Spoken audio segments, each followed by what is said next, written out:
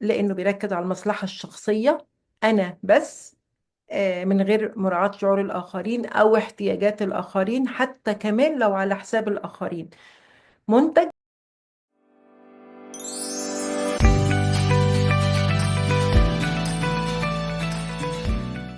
بسم الله الرحمن الرحيم. أنا شهر شريف، والنهاردة عندنا السيشن النصف شهري. النهاردة بمناسبة عيد الحب احنا بنعيد على نفسنا وعلى كل اللي بنحبهم، والنهاردة السيشن مخصوص علشان عيد الحب. هنتعلم بقى نحب الناس ازاي، بس عشان نعرف نحب الناس هنتعلم نحب نفسنا. احنا عندنا مشكلة ثقافية أنا معرفش جاية منين، إن احنا عندنا تشويه لمعنى حب النفس، فبترتبط بالأنانية. فهنفرق النهاردة ما بين حب النفس والأنانية. طيب، الفرق بينهم الحقيقة جوهري وكبير. حب النفس هو سلوك صحي اللي هو السيلف لاف، يعني بيخلي الشخص يحس بتوازن في حياته وتقديره لنفسه من غير ما يهمل الآخرين. يعني بحترم نفسي، بعرف أحط حدود شخصية لنفسي، بعرف أتوازن بين العطاء والأخذ من الآخرين وبين العناية بنفسي، بعزز الثقة بنفسي والاستقرار لروحي. أدي حب النفس. يعني أنا أستحق الحب والاهتمام، واللي حواليا كمان يستحقوا هذا الحب والاهتمام، بس الحب والاهتمام من الآخرين أو للآخرين ليس بالضرورة يأثر على حبي لذاتي. التاني بقى الأنانية. الأنانية هو سلوك غير متزن، لأنه بيركز على المصلحة الشخصية أنا بس، من غير مراعاة شعور الآخرين أو احتياجات الآخرين، حتى كمان لو على حساب الآخرين. منتج هدفه استغلال الناس مع عدم التعاطف مع احتياجاتهم. فأنا أستحق الأفضل والآخرين ليسوا مهمين، يبقى ده الأنانية. هنفرق شوية في شوية مواقف كده، الأنانية والحب الذات، عشان نقرب الوعي ده، عشان ما نلخبطش تاني بينهم. الأناني أنا قبل الناس، بغض النظر عن اللي هيحصل أو الضرر اللي هيحصل لهم أو الأذى. بحب نفسي، ده معياري. أنا عندي اهتمام بالنفس، بهتم بنفسي وأنا أناني، أنا الأول والآخرين مش مهمين. بحب نفسي، لأ، بس مش على حساب الآخرين. عندي سقف الحب لنفسي وعندي رؤية للآخر. لو بتعامل مع الآخرين، لو أنا أنانية فأنا بستغل الآخرين لمصلحتي الشخصية. اللي بيحب نفسه بيحترم الآخرين وبيساعدهم، بس من غير ما يهمل نفسه. وضع الحدود. الأناني لا، ما يفرقش مع حدود الناس، بيتعدى الحدود. الشخص اللي بيحترم نفسه بيحب نفسه بيحط حدود صحية محترمة لنفسه. في العلاقات الأناني متلاعب عشان يوصل اللي هو عايزه، يعني إظهار الحب لغرض أو التعبير عن الاحتياج لغرض. إنما اللي بيحب نفسه بيحترمها بيبني علاقات متوازنة، مبنية على البينج بونج، مبنية على الاحترام المتبادل والعطاء المتبادل، ما فيش فيها اتجاه واحد، لا. في الإحساس بالمسؤولية، الأناني أبدا ما ياخدش مسؤوليات، يقلل المسؤوليات عن نفسه ويبعد كل حاجة عنه، المهم إنه يخلص حاجته. اللي بيحب نفسه لا، بيتحمل المسؤولية وبيلتزم بيها قدام نفسه والآخرين. مع النجاح، الأناني أنا عايز أنجح ومش عايز غيري ينجح. اللي بيحب نفسه بينجح وبيفرح لنجاح الآخرين. طيب، إيه اللي يخلينا أتكلم النهاردة إزاي أحب نفسي صح؟ لأن إحنا عندنا مشكلة في إن أنا ما بفهمش قوي الفرق ما بين أحب نفسي قوي وأبقى أناني. هجيب مثل تاني على ازاي احب نفسي. لو انا في الشغل وحاسه ان انا مرهقه، اقدر اقول لا لحاجات مش مسؤولياتي، انا هنا بحب نفسي. اقدر ارفض بطريقه محترمه مفيش فيها تعدي على الاخر، او اقول ان اقدر اساعدك في وقت تاني او بطريقه ما تانية. الاناني لا، بيرفض المساعده لانه مش عايز حد ينجح او مش عايز غيره يستفيد، فالرفض لاسباب ليس لها علاقه بتعبي او بحاجه. طيب، انا دلوقتي لازم احب نفسي صح. طب ليه؟ عشان في نتائج سلبيه او في اثار سلبيه لو انا ما حبيتش نفسي صح. اول حاجه بقى هاخدها، اللي احنا بنسمعها كتير، اللي هي انكار الذات. انكار الذات دي كلمه، انكار الذات كلمه شكلها الحقيقه حلو قوي، شكلها ايجابي. بس يعني ايه انكر نفسي بطريقه ايجابيه؟ ايجابي لو انا اقدر اضحي، وهنا التضحيه مش من اساسي، او ما انا صح مش من اصل حاجتي. التضحيه الصح من فائض حاجتي، من فائض مالي، من فائض وقتي، من فائض صحتي. ما ينفعش اضحي من اصل، لان الاصل انا اللي هنزل واللي قدامي هو اللي رصيده هيرتفع، فمش هنكون متوازنين.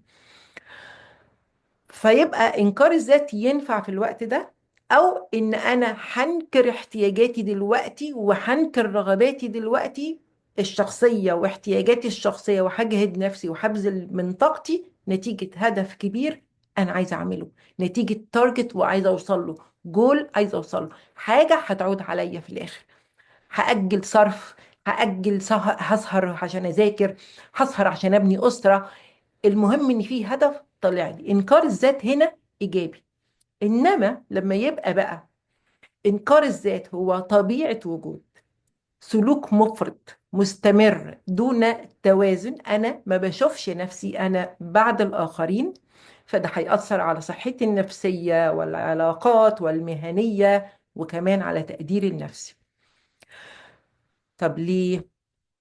لاني هشوف نفسي اقل. قلة التقدير النفسي ان اشوف نفسي اقل من اللي قدامي، احس بعدم الكفاءة وعدم الاستحقاق، حتى لو ده معناه ان ههمل انا شخصيا نفسي. انا لا استحق اني اهتم بنفسي، ما في حاجات اهم. ما لا استحق اني اهتم بشكلي، ما في حاجات اهم. ما في لا استحق اني اهتم بلبسي، ما في حاجات اهم. دايما في حاجات اهم مني، انا شايفه نفسي كده. فهنا الغلطه ان انا هدخل في حته كمان اسوأ، بتزيد لحد ما ابدا اخد قراراتي التي تخص حياتي بناء على احتياجات الاخرين، مش على احتياجاتي الشخصيه، بناء على رغبات الاخرين. انا هنا هلغي نفسي تماما. قراراتي هتكون على حسب الناس، على حسب اللي بحبهم، على حسب الصحاب، على حسب الاهل. المهم ان مش على حسب انا خالص. طيب، في أسباب لده وفي أعراض لده. هنتكلم الأول عن أعراض عدم حب النفس أو إنكار الذات المبالغ فيه. في أعراض نفسية إن أنا أشوف إن أنا ما عنديش قيمة وما استحقش هذا، مش ضروري يعني، عادي. كمان أحس بالذنب لو أنا رفضت لأي حد طلب أنا مش قادرة أعمله، أو من وجهة نظري مش مهم، فأحس بالذنب فهقبل كل الطلبات، فتبقى كل للآخرين هي لأ لحاجتي، لأ لراحة بالي، لأ لراحتي الجسدية، لأ لراحتي المالية، لأ لحياتي، لصحتي العقلية حتى. فكل آهات الكتير بتاخد من أساسي. يبقى الشعور بالذنب الغير واقعي. كمان أخاف من الفشل، فمبدأش المحاولات، ما اعملش، ما ابداش ادخل على حاجه جديده، ما ابداش في علاقه جديده، ما ابداش في شغلانه جديده لحسن افشل فالناس تتكلم عليا. يبقى هفقد ايماني حتى بنفسي. نتيجة ده أعيش في قلق واكتئاب مستمر سلبي، نتيجة الخوف من المستقبل، من اللي جاي، لأن أنا أصلا مش شايفة نفسي ذات قيمة. نتيجة ده يحصل لي الانسحاب الاجتماعي، اللي هو أتجنب التفاعل مع الآخرين. ممكن يكون عندنا جزء من ده، ممكن ما يكونش عندنا ولا حاجة من دي، ممكن يكون عندنا حاجات بسيطة. الحاجات البسيطة نقدر نصلحها، بس مش مهم إيه. أنا بقول حاجات كتير ممكن يكون عندنا منها نقطة اتنين، أو ما عندناش يبقى أحسن طبعا. الموافقة وعد الانسحاب الاجتماعي، لأن أنا مش عايزة أواجه حد، أو أنا ما استاهلش يبقى ليا الناس، أو إن أنا ما فيش داعي، الناس مش هتحبني، او ابقى مستر رايت، دايما صح، سوري، دايما مستر يس او مسز يس. انا دايما موافقة على كل حاجة عشان خايفة من الرفض، خايفة لكلامي ما يعجبهمش فينرفضوني ويطلعوني بره الدايرة اللي انا منتمية ليها او بحبها او مطمنة في وجودها، او عاملة لي addition value زيادة عليا، لان انا مش شايفة ان انا لوحدي ليا الفاليو. كمان من علامات المهمة قوي لعدم حب النفس الاستسلام للعلاقات السامة، وهنا الكارثة. إني أقبل بالإهانة أو بقلة القيمة في العلاقات الشخصية نتيجة إني أستحق، أو أدي مبرر للأطراف الأخرى لهذا. أصل أنا عصبته، أصل أنا عصبتها، أصل أنا ما عملتش، أصل أنا. ليه التبرير؟ لأن التبرير بيديني أنا راحة نفسية إن أنا مش متهانة، أو أنا مش متأثر في حقي، أو أنا أستحق هذا الألم لأني قوية. تخيلوا، فممكن ادي اكسكيوزز للاخرين بدل ما اقول هم مش من حقهم يجوا عليا، او انا لازم ارتب اموري عشان اعرف اتخلص منهم، ما اعملش دي وما اعملش دي. الحالتين دول زرع المبررات مش علشان انا بحب الشخص الاخر، لا، زرع المبررات بيكون عشان انا اريح نفسي وما المهاش واقول هو انا ليه بيتعمل فيا كده. طيب، كمان في حتة العلاقات السامة ممكن أكون أنا سبب السمية، كمان ما أشوفش ده. ممكن أكون أنا اللي شخص اعتمادي، أو شخص بيضغط على اللي قدامي، أو ما بعرفش أعمل علاقات بطريقة سوية، أو ما بعرفش أدي في العلاقات، عايزة أخد بس. فأنا اللي أخلي اللي قدامي يزهقوا. كوني بقبل لأني مش عايزة أعرف السبب. يستاهل هذا. كمان من الأعراض اللي بتيجي نتيجة إن أنا ما بحبش نفسي التعب المزمن والإجهاد الدائم، لأني عادة متوترة، بحب الآخرين، خايفة عليهم، خايفة يطلعوا من حياتي، فابدأ دايما متوترة، ما نمشي كويس أو أنام كتير. دايما عندي مشاكل في الجهاز الهضمي لأن المعدة عقل الجسم، فده السبب في إن أنا مش شايفة نفسي أستاهل. طب بيوصلنا لإيه ده؟ بيوصلنا للشخصية الأخرى الأسوأ، التضحيات المبالغ فيها من أجل الآخرين.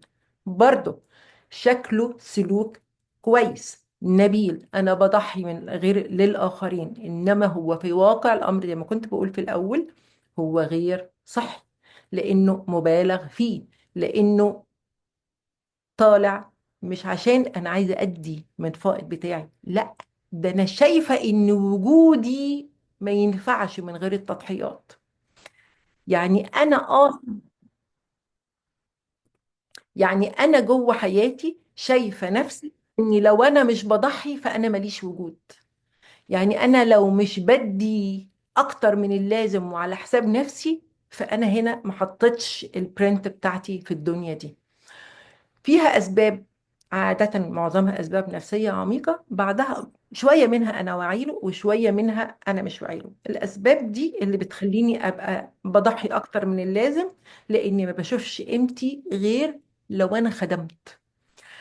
أنا شخصيتي خدومة، هتلاقيها كتير أوي بتتسمع، أصل أنا بحب أدي، أصل أنا العطاء، الكلام بقى اللي هو شكله جميل ظاهرا، باطنا الحقيقة لأ. يعني بربط قبول الآخرين ليا بمدى تضحياتي. طب ليه؟ عشان أنا خايفة أترفض لو أنا وقفت العطاء ده، لو وقفت هذا العطاء المبالغ فيه. دايما محتاجة إن أتقبل، محتاجة الناس تعترف بأهميتي من خلال التضحيات المبالغ فيها. أخاف النقد، أخاف إن أنا أقول لحد حاجة غلط، أو أخاف إن أنا أطلب حقي، فابدأ دايما أضحي لإثبات وجودي، وحتى عشان أثبت رجلي في العلاقة دي.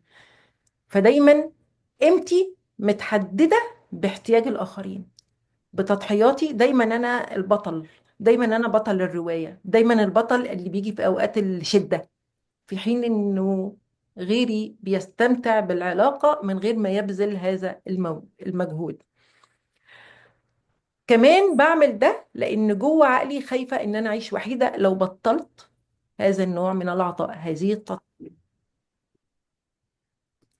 يبقى خوفي من الوحدة، خوفي من الهجر يخليني أضحي أكتر من اللازم عشان بقاء العلاقة، عشان أنا عايزة الناس دول في حياتي. فحس إن أنا الخوف من الوحدة يخليني دايما بدي، دايما بدي وأنا مش مبسوط، أنا بدي وأنا خايف، بدي وأنا بحافظ على بقاء الحاجة. دايما بنتشبهها باللي بيبقى ماسك حبل حديد مثلا، بيوجع ايده ولفه على ايده بس هو خايف يسيبه. بفضل انه اعيش بقلق جوه علاقة على اني افقدها. افضل اني ما افقدش العلاقة حتى لو ثمنه العطاء المبالغ فيه. افضل ارضي الاخرين حتى لو ده على حساب راحتي النفسية والجسدية. الاسباب: اول حاجة ان انا اتعودت ان حبي مشروط، ممكن من التربية الصارمة، ممكن من نتيجة العطاء، اهلي ما كانوش بيشوفوني واو الا اذا جبت الدرجة النهائية ناقص واحد، لا. يبقى ممكن تكون حاجة في التربية. وخلينا دايما نتكلم على اي حاجه تخص التربيه، الاهالي بتبقى فاكره ان دي احسن حاجه بتقدمها لنا، فاحنا لازم نبقى مستوعبين ده. يبقى اتعلمت ان انا مش هتقبل في العيله الا اذا ضحيت، فيقولوا لي برافو اديت لاخوك لعبتك، برافو انت جميل، مع ان انا عايزها، بس دي كانت الطريقه الوحيده لجذب انتباه جمهوري الاولاني او جمهوري الكبير الاولاني اللي هو الاب والام او اللي بيربوا. فتعلمت ان التضحية شرط للحب، شرط للقبول، شرط للوجود بتاعي، وانا لازم اكون موجود.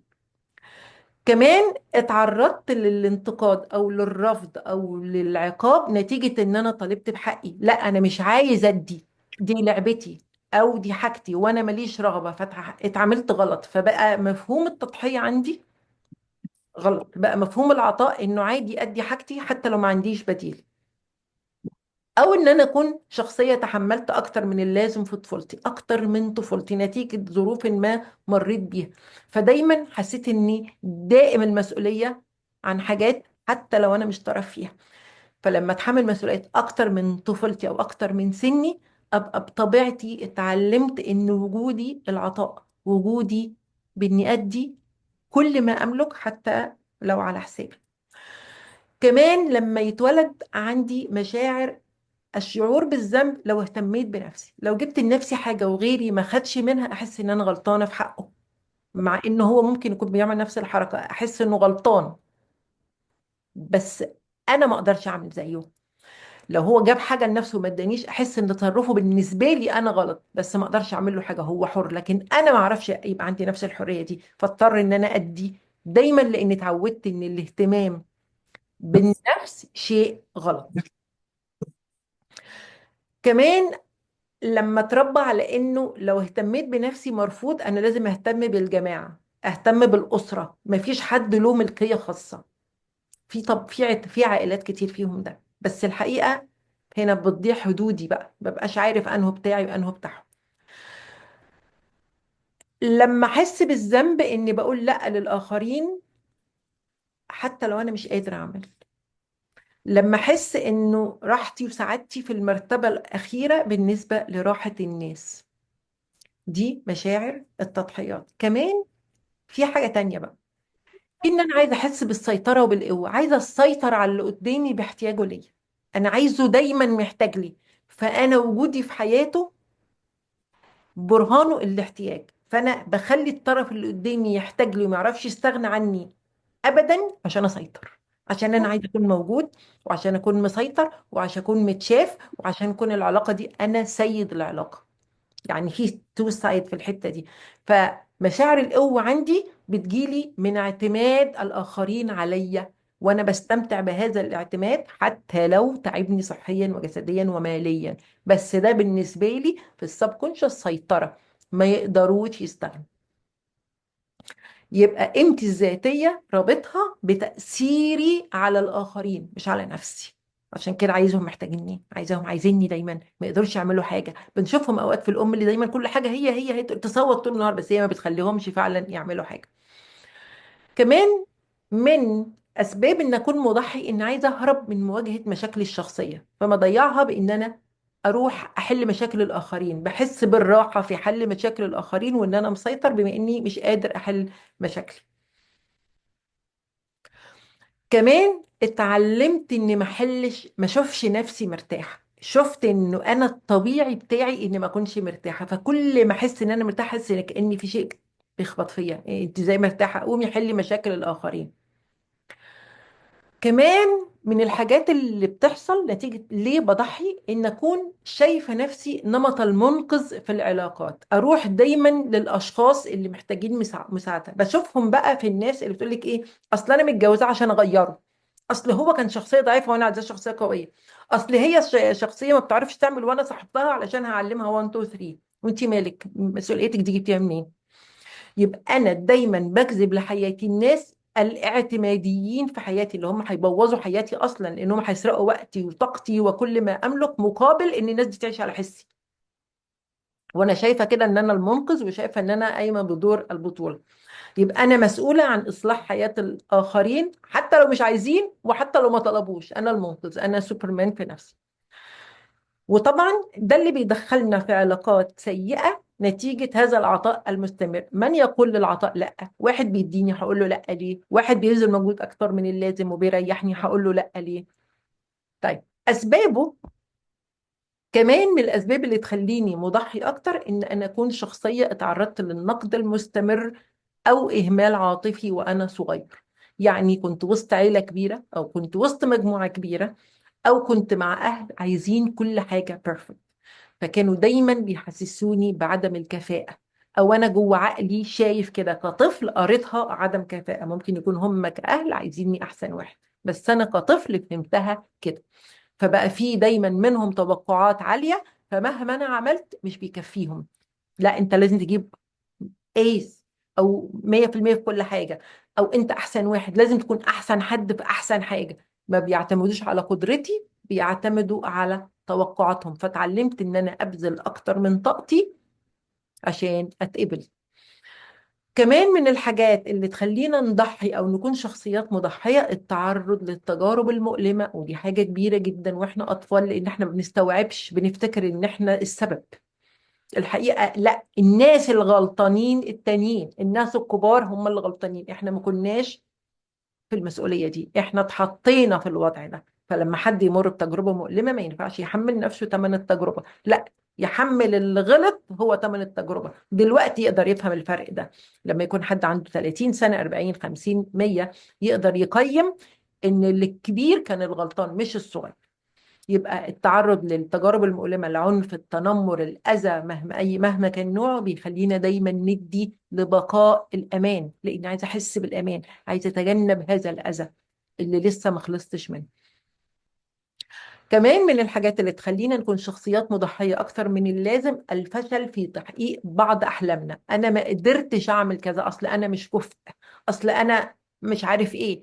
فالبديل بتاعي اللي يخليني إنسان عندي كفاءة ترضيني إن أكون شخصية مضحية، وإن الناس تقول فلان ده بيضحي، فلان ده بيقف جنب الناس، فلانة دي بتعمل أكتر من المجهود، بتبذل أكتر من فحص، يحصل لي ساتسفايد بقى، ساتسفاكشن إن أنا ست كويسه، والناس اهي بدليل ان الناس بتقول عليا كذا، مع ان انا جوايا عارفه اني فاشله في تجاربي انا، بس مش عارفه احلها. فبدل ما احاول احلها، ابان قدام الناس بطريقه فيك، طبعا لان انا ببذل اكتر من طاقتي عشان ابان ست ناجحه. كمان عندنا مشكله بتعرضنا ان احنا نكون كده، لما تبقى ثقافة المجتمع كده، ان هي تقول انه الست مثلا اللي اترملت وقعدت على اولادها وما اتجوزتش ست درجة اولى، في حين انه التبرير ده ايه هدفه؟ انك تقول مثلا المثل ده ليه؟ او ان انا اقول معايير النجاح في المجتمع ده كذا، ان البنت تكون طق طق طق مثلا فوق توقعات الاخرين، فاي حد دون هذه التوقعات يحس بانه اقل. او معايير الجمال في الثقافة دي 1 2 3، فاي حد اقل من هذا الجمال او جميل بشكل ما مختلف، والحقيقة كل كده ابدا اقيم نفسي ان انا اقل.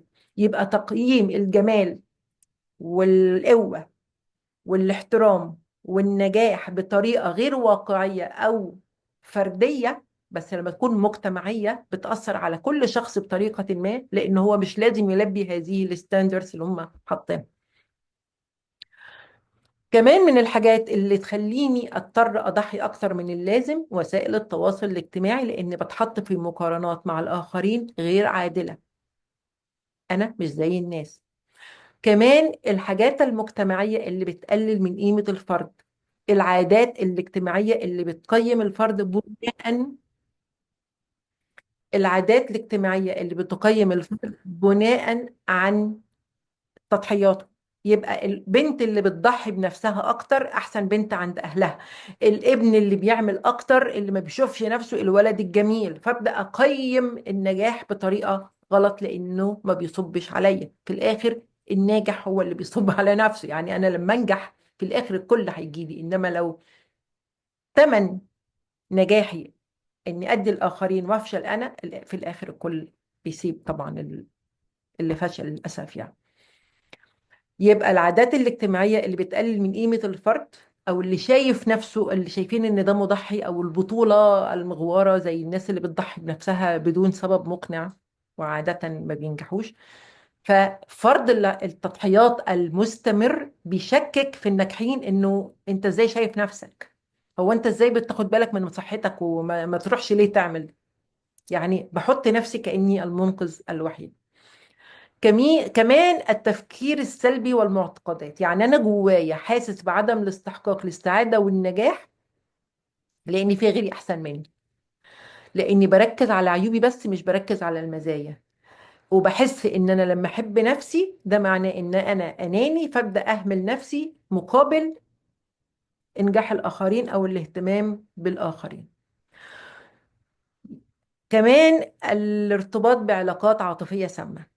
الارتباط بعلاقات عاطفيه سامه خصوصا في اول العمر، او الارتباط باهل عندهم مشاكل نفسيه خصوصا في اول الطفوله، من الحاجات اللي بتخليني اصلا ما اعرفش اعبر عن الحب بطريقه سويه.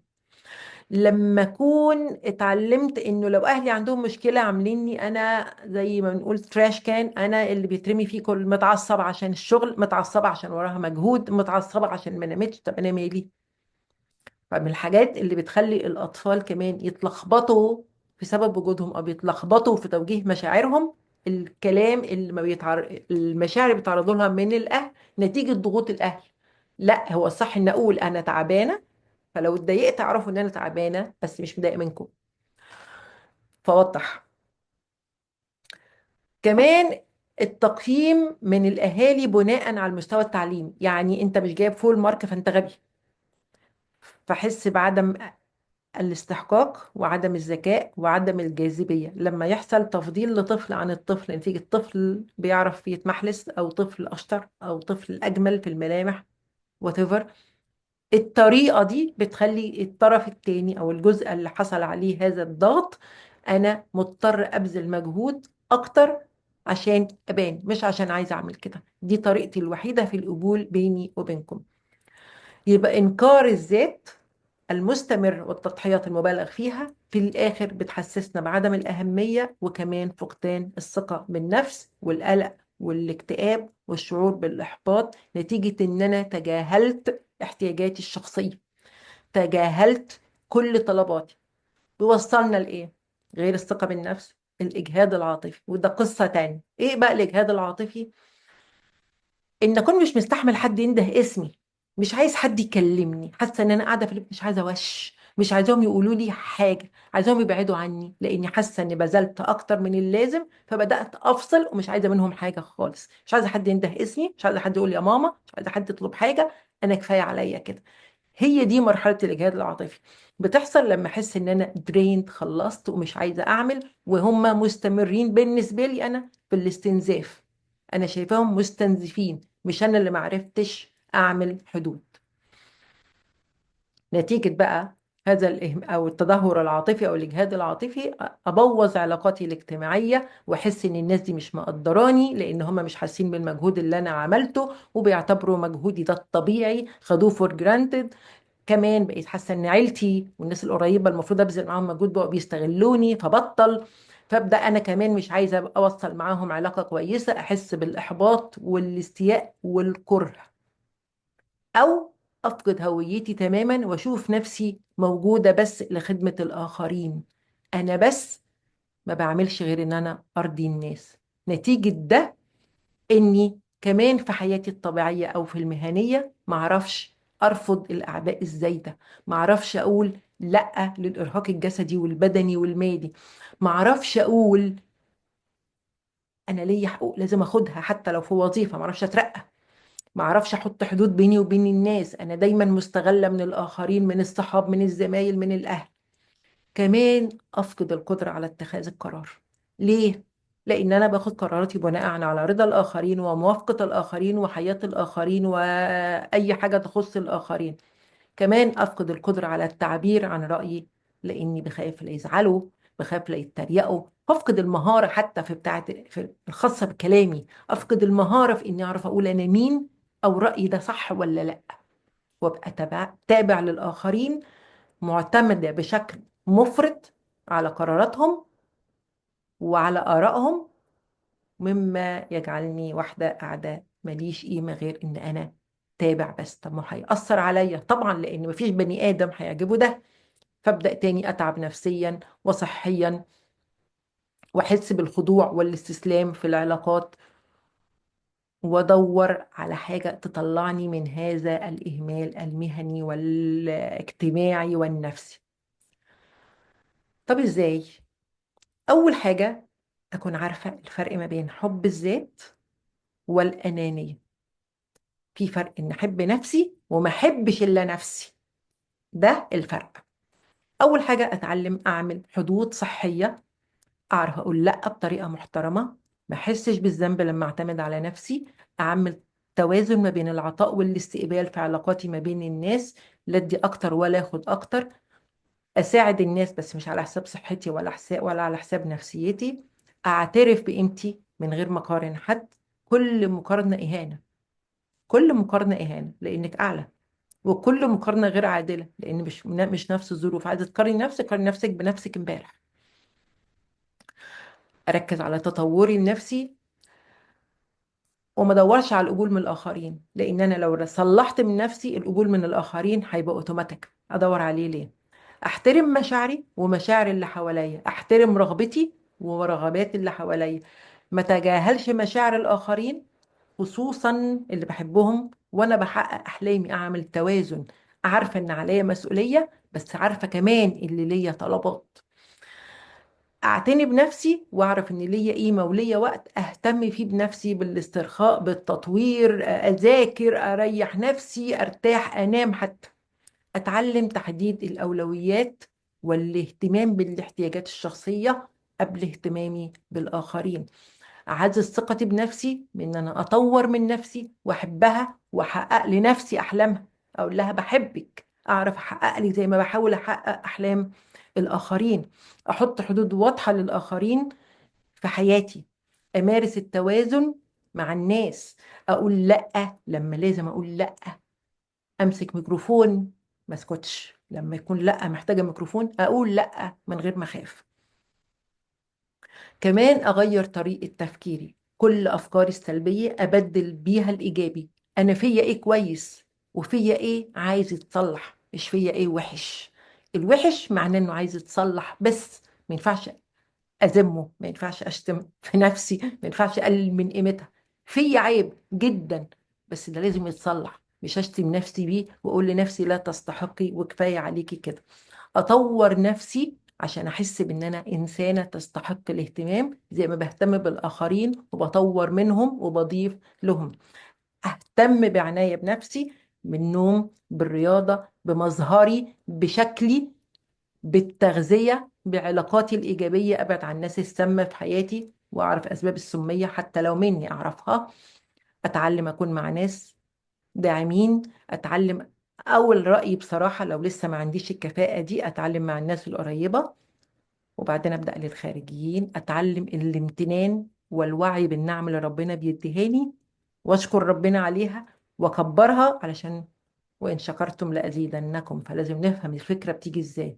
اكتب كل يوم عن نفسي حاجة ايجابية، افكر نفسي بانجازاتي والمصاعب اللي قدرت اتخطاها على الرغم ان غيري ما بيقدرش يتخطاها.